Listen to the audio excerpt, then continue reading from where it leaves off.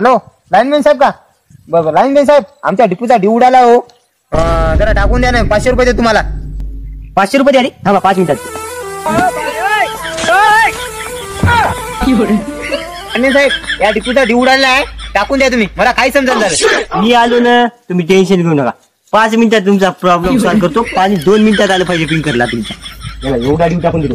12 महिने लाईनच गेले पाहिजे. 500 आली ना, इमानदारीने काम करायला लागते 500.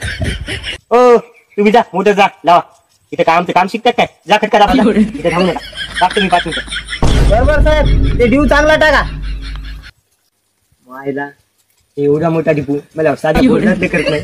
याचं ते काय करणार आहे ते टाकून देतो. टिकला एवढा टाकला असेल आता लावतो मोटर.